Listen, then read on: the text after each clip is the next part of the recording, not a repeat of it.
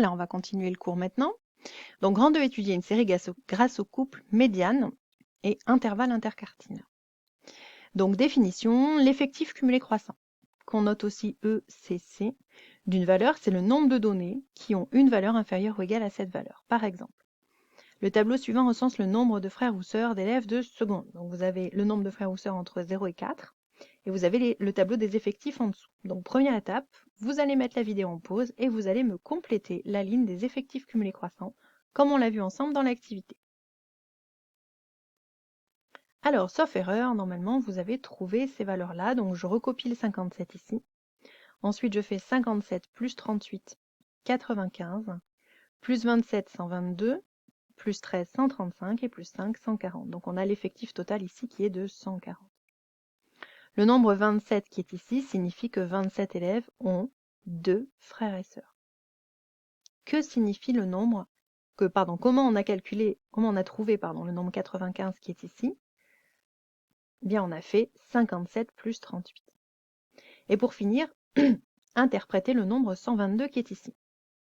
Donc, le 122 élèves ont, on corrige, au plus 2 frères et sœurs, alors on peut dire 122 élèves ont 0, 1 ou 2 frères et sœurs. Alors ensuite, la nouveauté, on a parlé des quartiles. Le premier quartile d'une série est la plus petite valeur de la série, telle qu'au moins un quart des données de la série lui soit inférieur ou égal, et on la note Q1. Le troisième quartile d'une série, c'est la plus petite valeur de la série, telle qu'au moins 3/4 des données de la série lui sont inférieures ou égales, et on le note Q3.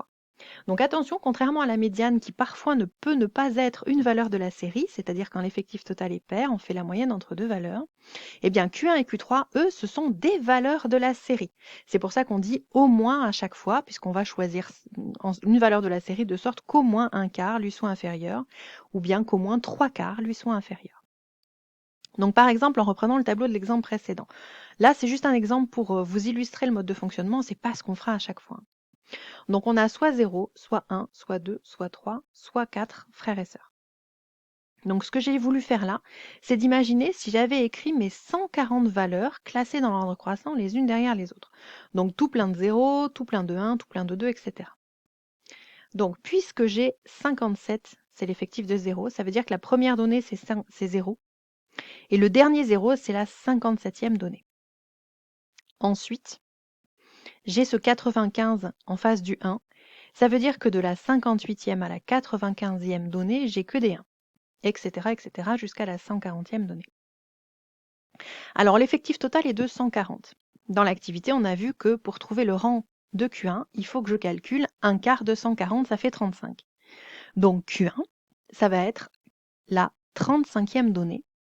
35e donnée, où est-ce qu'elle est? Elle est ici, quelque part ici au milieu, donc c'est un 0. Vous mettez en pause pour chercher Q3? Alors Q3, le troisième quartile, c'est la plus petite valeur, telle qu'au moins les 3/4 des données lui soient inférieures. Donc on commence par calculer 3/4 de l'effectif total, ça fait 105. Donc il faut trouver la 105e valeur. Eh bien la 105e, elle est entre la 96e et la 122e, donc c'est un 2. Q3 est la valeur de la 105e donnée, Q3 égale 2. L'écart interquartile, c'est la différence entre les deux quartiles, Q3 moins Q1. Donc ici, ça nous donne 2 moins 0, ça fait 2. La médiane, 140 sur 2, ça fait 70. La médiane, c'est la moyenne entre la 70e et la 71e donnée, qui sont toutes les deux des 1, donc c'est 1. Alors en résumé, on a ce type de schéma-là qui va nous permettre de comprendre comment médiane et intervalle interquartile, écart interquartile, nous permettent de mesurer un petit peu, de résumer une série statistique. Donc en fait, si je vais entre le minimum et le maximum de ma série, j'ai la médiane ici qui coupe en deux. J'ai 50% à gauche, 50% à droite.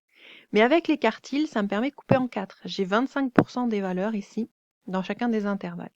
Et vous avez aussi l'étendue qui est max moins min. Exemple. Pour une série avec le minimum à 10, Q1 égale 17, médiane égale 20, Q3 égale 21 et max égale 26, essayez de m'écrire quelques phrases pour interpréter les valeurs ici, minimum, Q1, Q3, etc. Alors, on pouvait écrire tout un tas de choses. 25% des données sont entre 17 et 20, donc entre Q1 et la médiane. Et 25% sont entre 17 et 21. 75% sont entre 10 et 21, donc inférieur à Q3, etc. On a 50% des valeurs entre 17 et 21, etc., etc. Donc, prochaine étape, ça va être une séance d'exercice pour appliquer tout ça.